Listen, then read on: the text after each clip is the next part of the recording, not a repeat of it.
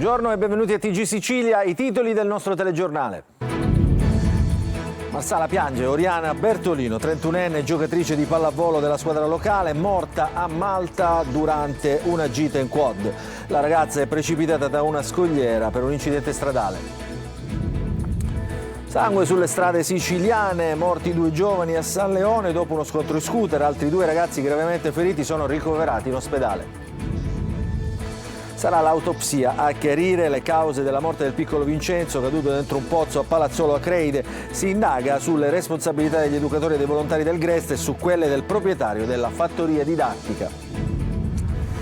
Catanesi inviperiti, costretti a fare la fila al comune dopo aver ricevuto avvisi tari già pagati. Sul caos rifiuti interviene anche il vescovo che esorta tutti a differenziare la spazzatura e a non sporcare la città.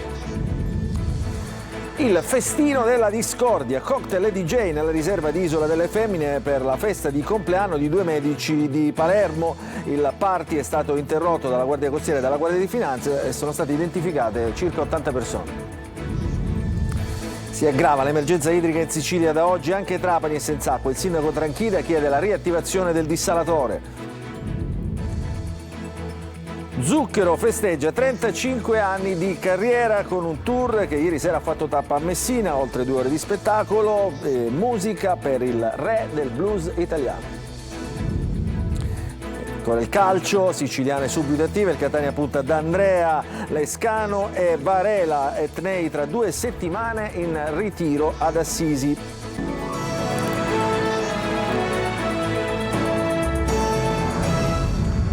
Ancora buongiorno, una tragedia in piena vacanza, orribile fine per una 31enne di Marsala che a Malta precipita con il quad dalla scogliera, il dolore del mondo della pallavolo siciliana a cui la ragazza era molto legata. Marco Carli.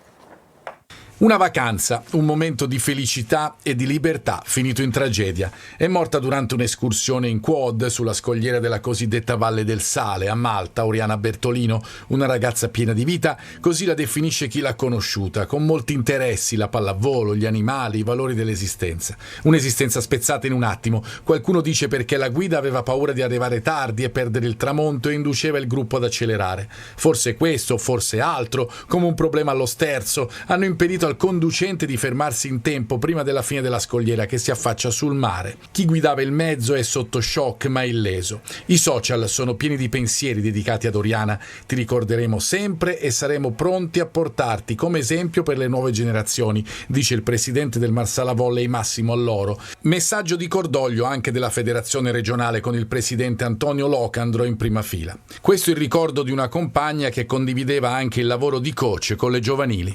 Tutta la pallavolo marsalese, ma non solo marsalese, conoscevo Oriana e quello che ha fatto per noi. Mai potevo pensare di dover registrare questo messaggio. Ti vogliamo bene, Oriana, e vivrai per sempre in noi, nel cuore delle nostre bambine. Oriana ha trovato la morte sull'isola di Gozo, un salto di oltre 25 metri direttamente in mare, quello che ha ucciso la donna che aspirava ad una carriera come allenatrice. Nello stesso punto, nel 2018, morì un turista svizzero. L'ambasciata italiana a Malta ha tenuto il contatto costante con la famiglia della vittima, travolta da un immane dolore. Fine settimana di sangue ad Agrigento, 2 ragazzi sono morti in uno scontro fra scooter, altri 2 giovani sono rimasti gravemente feriti. Teatro dell'incidente stradale, il Viale delle Dune a San Leone, la zona della Movida. Davide Sardo. Altri fiori sono stati deposti sul luogo del tragico incidente stradale domenica notte al Viale delle Dune a San Leone. Sono morti Salvatore Vetro, 20 anni, e Salvatore Barba, 33 anni, entrambi di Favara, deceduti all'ospedale di Agrigento al San Giovanni di Dio. Altri 2 favaresi, anche loro sui 2 scooter che si sono scontrati violentemente, sono stati trasferiti, uno di 22 anni al Civico di Palermo in neurochirurgia a fronte di un'emorragia cerebrale e l'altro di 28 anni alla Santeria a Caltanissetta per la frattura di una vertebra. Le condizioni cliniche sono stabili seppur nella loro gravità. Vetro è morto poco dopo essere giunto al pronto soccorso nonostante i tentativi di rianimazione. Barba è stato operato per tamponare un'emorragia cerebrale, ma è morto anche lui sotto terapia intensiva. Il sindaco di Favara, Antonio Palumbo, ha proclamato il lutto cittadino nel giorno dei funerali. La procura di Agrigento ha aperto un fascicolo d'inchiesta. I 2 mezzi sono stati sequestrati. È prevista per oggi l'autopsia sul corpo del piccolo Vincenzo, il bambino di 10 anni morto giovedì scorso dopo una caduta dentro un pozzo a Palazzolo Acreide nel Siracusano. Sono 9 gli indagati per omicidio colposo. Orazio Longo. Come è morto il piccolo Vincenzo? E quanto dovrà stabilire oggi l'autopsia disposta dalla Procura di Siracusa, dall'esame che verrà effettuato sul corpo del bambino di 10 anni caduto giovedì scorso dentro questo pozzo artesiano profondo 15 metri nelle campagne di Palazzolo Acreide mentre stava partecipando a un campo estivo, si aspettano risposte sulle cause del decesso. In particolare capire se il piccolo sia morto per annegamento ancora prima dell'arrivo dei soccorritori. Un testimone aveva riferito che il bambino, dopo essere caduto, aveva chiesto aiuto, ma gli inquirenti non confermano il racconto e ritengono che ci possa essere la possibilità di morte sul colpo. Sono 9 al momento gli indagati, tra loro anche la volontaria di 54 anni che dopo aver visto il piccolo precipitare ha tentato invano di salvarlo scendendo i gradini in mattoni che si trovano all'ingresso del pozzo. Per tutti la contestazione è di omicidio colposo, anche se gli avvisi di garanzia sono un atto dovuto per consentire la nomina dei consulenti medico-legali per l'autopsia. Al centro dell'indagine c'è la ricostruzione della dinamica dell'incidente. Secondo le testimonianze di alcuni bambini che partecipavano alla visita e degli educatori, la vittima sarebbe salita sulla copertura in lamiera del pozzo e saltato il chiavistello, la botola si sarebbe aperta facendolo precipitare, ma è tutto da verificare. Poi ci sono le cautele prese dal proprietario del pozzo che però a quanto pare sarebbe stato ben segnalato e chiuso, quindi le eventuali responsabilità degli educatori. Distrutta, come è facile comprendere, la famiglia del bimbo, il paese si stringe nel dolore. Giorno di lutto cittadino sarà il giorno dei funerali, sospesi i festeggiamenti per il santo patrono. La mamma ringrazia affidando ai social il ricordo del proprio figlio. Sole della mia vita, scrive, grazie a tutti, ma non avrò pace, postando una foto di lei con il piccolo Vincenzo e poi un video di loro due. Adesso ci spostiamo a Catania per le cartelle pazze della Tari, mattinate ad alta tensione a Palazzo dei Chierici, sede dell'ufficio tributi, i catanesi infuriati per le modalità di riscossione e per il servizio poco efficiente. Tonino De Mana.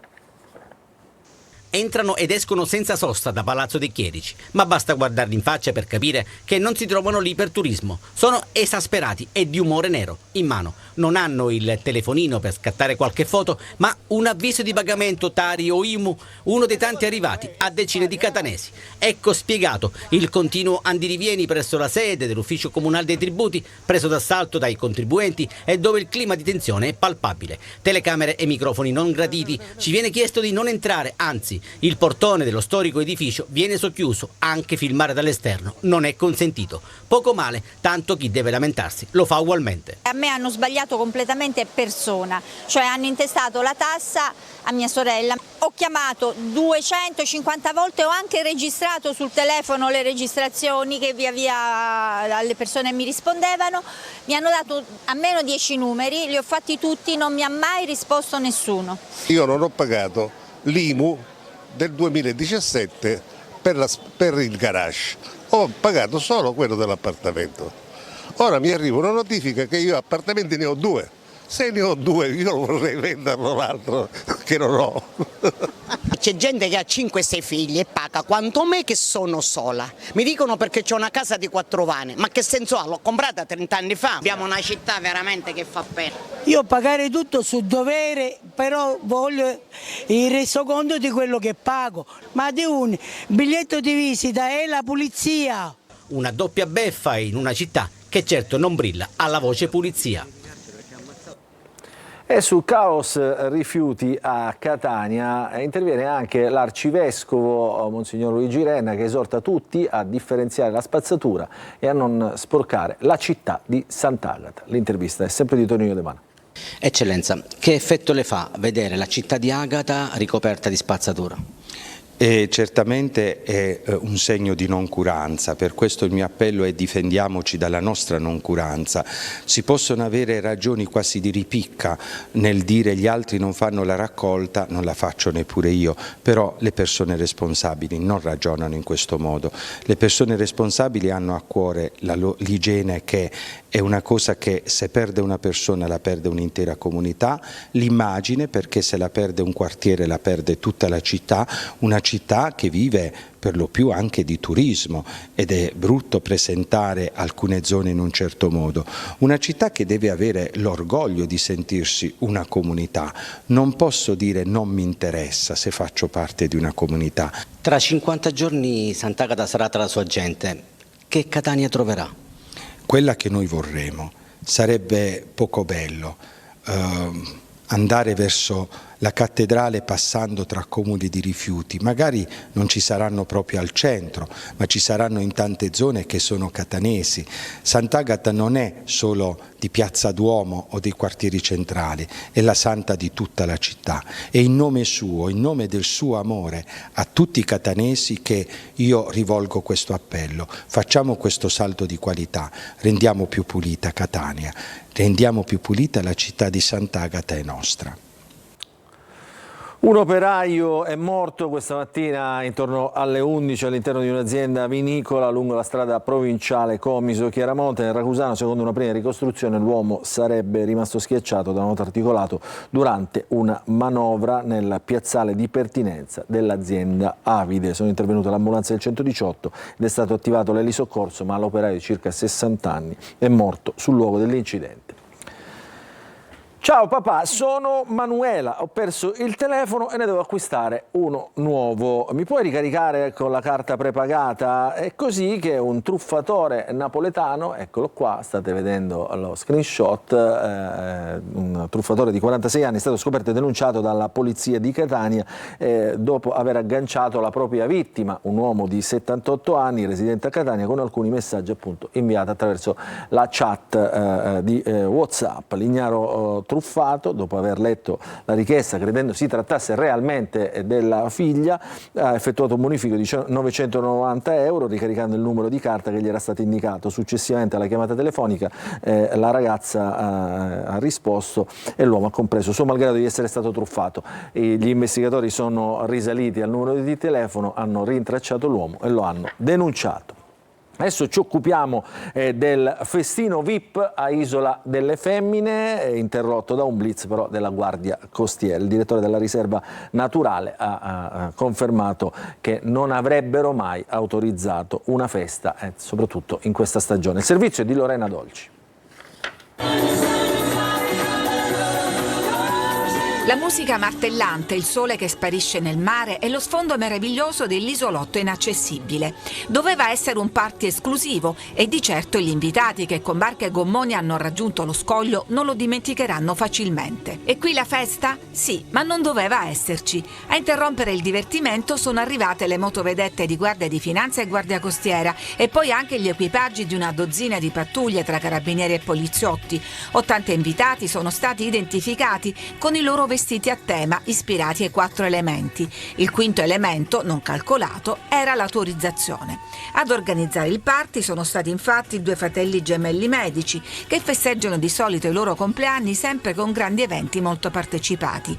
Pare che sia stata fatta una comunicazione sull'evento, ma la direzione della riserva sostiene di non avere ricevuto alcun avvertimento. Francamente un evento del genere, per di più condotto in piena stagione riproduttiva della fauna selvatica, quando noi vietiamo l'accesso alla riserva, veramente non ha spiegazioni e non ha logica. Un'attività che non può essere autorizzata e non poteva essere autorizzata, infatti, di cui noi non sapevamo nulla. Sull'isola sono rimaste cicche di sigarette, bottiglie di vetro, plastica e tanti bicchieri. C'erano persino cataste di legna pronte per fare un falò. Uno scempio nell'isolotto di proprietà degli eredi di Rosolino Pilo, che oltre ad essere una riserva integrale è riconosciuta dall'Unione Europea come zona speciale di conservazione. In una Sicilia in preda alla crisi idrica a causa della siccità si aggiunge adesso anche Trapani, che da oggi chiude i rubinetti per consentire l'approvvigionamento e l'accumulo con acque che verrà poi ridistribuita in diverse zone. Adesso il sindaco chiede di riattivare i dissalatori. Laura Spanò. Trapani è l'ultimo capoluogo della Sicilia che si aggiunge alla lunga lista delle città che presentano criticità nell'approvvigionamento idrico dovuto alla grave siccità che sta colpendo da mesi l'isola.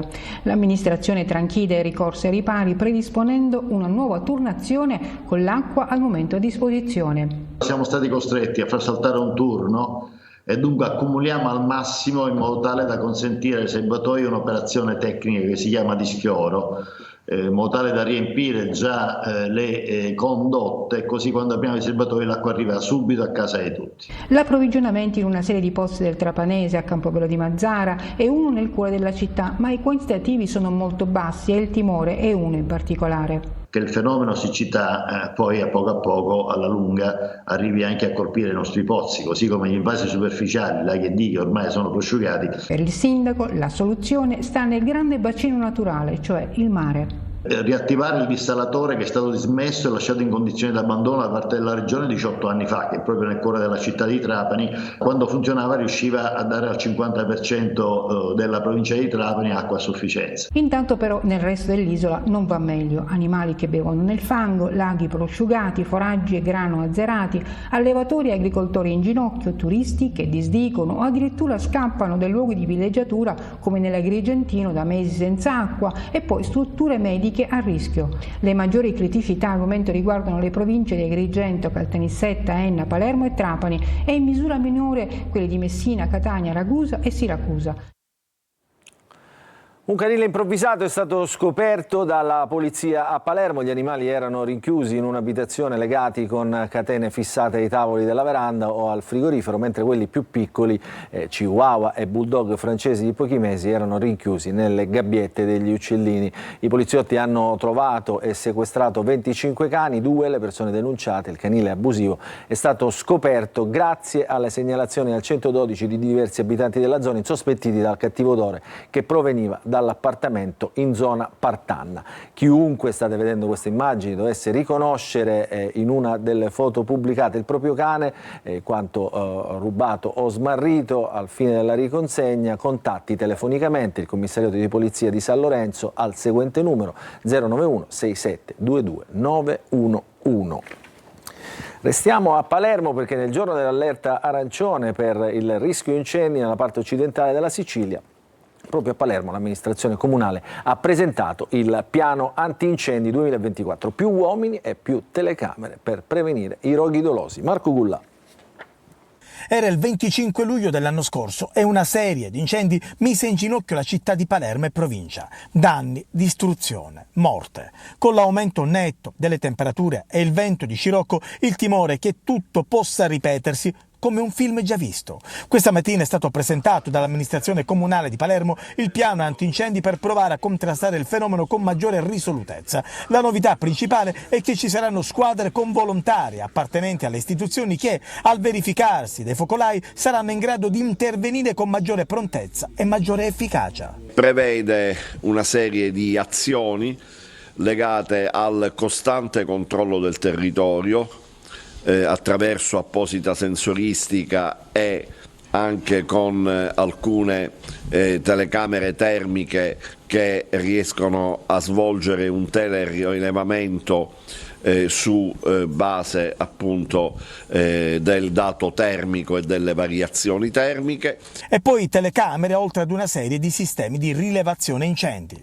Il sistema è attestato alla control room. Alla control room arrivano i segnali video e termici delle immagini del territorio, quindi una doppia captazione, tanto video quanto termica, e un sistema che automaticamente manda in allarme al verificarsi di ogni singolo fumo piuttosto che ogni singolo fuoco. E sempre a Palermo i carabinieri della stazione Centro con gli agenti della polizia municipale hanno arrestato un 25enne palermitano accusato di detenzione ai fini di spaccio di sostanze stupefacenti nel corso dei controlli nei locali del Cassaro. L'indagato è stato colto di sorpresa dai militari nella cucina di una trattoria mentre confezionava circa 40 dosi di cocaina. E adesso parliamo della magia del circo che si trasferisce a mare con lo spettacolo promosso dall'associazione Salmastra nel porticciolo di San Giovanni Licuti. Lorena Dolci. Non sotto un tendone, ma appesa alle corde di una barca a vela. La trapezzista rinnova la magia del circo portando lo spettacolo tra gli scogli e le casette di San Giovanni Licuti.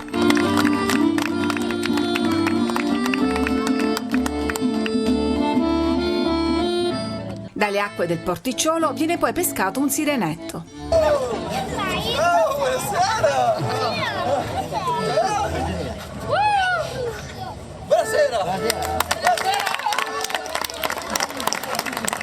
Sono una quindicina gli artisti internazionali che a bordo della barca a vela Festina Lente da 8 anni attraversano i mari per divertire e al tempo stesso sensibilizzare su tematiche ambientali.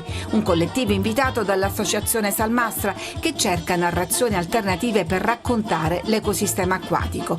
Poi una tempesta immaginaria porta panico e risate.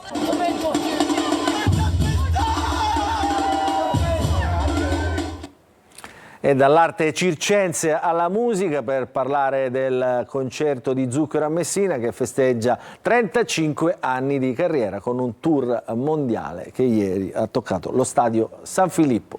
Il servizio di Francesco Triolo. Con le mani sbucci, le cipolle.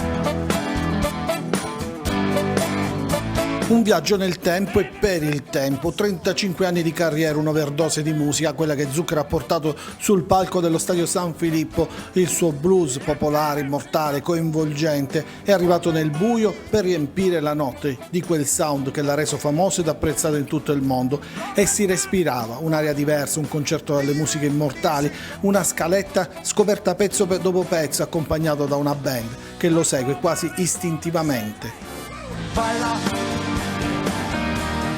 Baila morena, sotto questa luna piena. La sua voce da vecchio whisky, l'accoglienza timida da valdostani, quasi intimoriti 30.000 del concerto messinese, arrivavano un po' da tutte le parti, Sicilia, Malta, Calabria, poi la dichiarazione d'amore, il passaggio alle sue melodie, coinvolgente con le note di Diavolo in me, Per colpa di chi, emozionante nel duetto virtuale con Luciano Pavarotti sulle note di Miserere, immancabili i pezzi più celebri del repertorio come Diamante, Mente Rosmarino, oltre 2 ore di spettacolo fatto di luci, colori, emozioni. Sotto questa luna piena, sotto questa luna piena, under the moon. Come on, yeah! E sulle note del re del blues noi ci fermiamo per una piccola pausa, ritorneremo subito dopo con il calcio.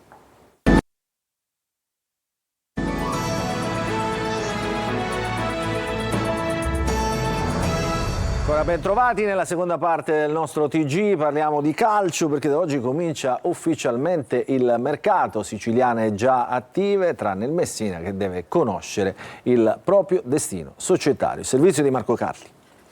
Al via le operazioni di mercato con le società professionistiche isolane che percorrono da tempo la strada verso i rispettivi obiettivi e il mercato è fondamentale in tal senso per costruire le fondamenta della stagione. Il Palermo ha ceduto Bro al Sud Tirol, rinnova per 3 stagioni Segre, probabile doppio colpo in difesa Nicolau e si insiste anche per Ferrari. A centrocampo obiettivo Mazzitelli. Il 3 luglio la squadra si ritroverà in provincia di Brescia prima del trasferimento a Livigno, sede del prossimo ritiro estivo che inizierà domenica 7 luglio. Dal Palermo al Catania è dunque alla C, che vede coinvolte 3 squadre isolane. Etnei in ritiro ad Assisi fra 2 settimane, un ritiro a cui si vuole arrivare con un gruppo abbastanza definito, ma ovviamente tanto dipenderà dalla sistemazione dei giocatori attualmente presenti in rosa. Resteranno Castellini, Quaini, Cianci e Cicerelli. Bois a mercato partirà solo se si troverà la soluzione giusta. Teio e Chiarella saranno valutati in ritiro. Fagiano si muove su più fronti. In attacco, ad esempio, a parte la definizione della trattativa per D'Andrea, allontanatosi artistico, ci sono varie soluzioni alternative. Una può essere Lescano, anche se non è facile, così come interessa Mohamed Varela. Della Ternana piacciono Di Tacchio per il centrocampo, così come l'esterno Casasola. Ripetiamo, Fagiano si muove tenendo sempre in considerazione le alternative al piano A. Il Trapani è costantemente attivo con un attacco nuovo che potrebbe presentare Fall, Udo e Canutè. Ancora fermo il Messina, che però potrebbe sciogliere in settimana il nodo societario con il gruppo anglo-americano, che se sarà realmente in sella si occuperà poi dei ruoli chiave come quello del nuovo direttore sportivo. Primo storico successo per il Catania Football Club nel beach soccer a Messina. La squadra di Angelo D'Amico ha vinto la Coppa Italia, trionfando ai supplementari, vincendo per 5-4 il derby col Catania Beach Soccer. Il punto è di Francesco Triolo. Un derby tutto catanese per la Coppa Italia di Beach Soccer, che è andata per la prima volta al Catania Football Club al suo primo trofeo della storia, battendo ai supplementari per 5-4 i favoriti del Catania Beach Soccer.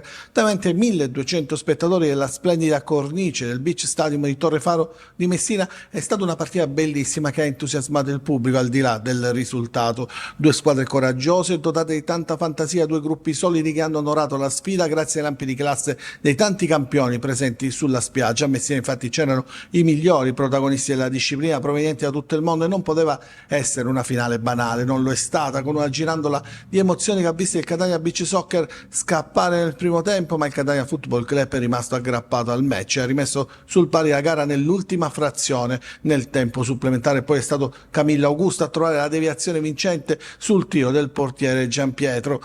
Una finale marchiata a fuoco dai campioni brasiliani Eudin doppietta e Bruno Xavier. Il Catania Beach Soccer ha sfiorato la sua 7ª Coppa Italia, persa per una questione di centimetri. B. Martins è rimasto a secco fino alla finale, ha firmato una splendida doppietta ai momenti importanti del match, ma non è bastato. Anche Farigna si è sbloccato all'ultimo atto, mentre l'immenso difensore del Brasile Catarina ha segnato il suo 3° gol nella competizione. Tutto però si è deciso negli ultimi secondi per regalare la prima gioia alla squadra allenata da Angelo D'Amico. Questa è l'ultima notizia, il nostro telegiornale finisce qui. Vi ricordo che l'informazione su Antenne Sicilia ritornerà questa sera alle 20. Allora non ci resta che ringraziarvi e augurarvi buon proseguimento di giornata.